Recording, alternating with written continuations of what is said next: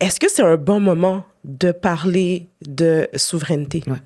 Tu sais, l'indépendance, c'est comme, tu sais, quand tu vas avoir un enfant. Dans la vie d'une personne normale, c'est jamais le bon moment d'avoir un enfant. C'est vrai. C'est toujours bouleversant. T'as toujours Oui. des projets. Tu sais, c'est rare que tu dis, ah mon Dieu, il se passe rien dans ma vie, je travaille pas, il y a rien, fait que j'ai le temps d'avoir un enfant. Ça arrive pas comme ça. Fait que c'est un peu la même chose, je pense, pour l'indépendance. Pourquoi? Parce que ça vient changer. Tu sais, on s'en va pas. On veut pas devenir indépendant, en tout cas moi dans ma vision, pour après ça faire exactement la même chose, puis le statu quo.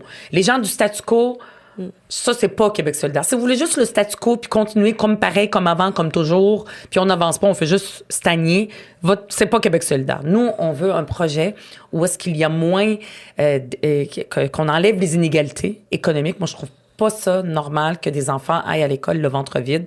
Moi, je veux pas d'inégalité. Je veux pas que quand t'es bon puis tu viens d'une famille de médecins, que t'aies le droit aux meilleures écoles, puis quand t'es un enfant d'ouvrier, que t'aies le droit à des écoles de moins bonne qualité. Je refuse ça. Mais il y en a qui aiment ça.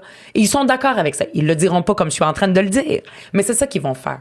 C'est une élite qui va aller au Parlement pour protéger l'élite. Puis qui parle pour les autres? Ben, il y a juste Québec solidaire qui le fait. Pas juste dans le discours, mais dans les politiques publiques.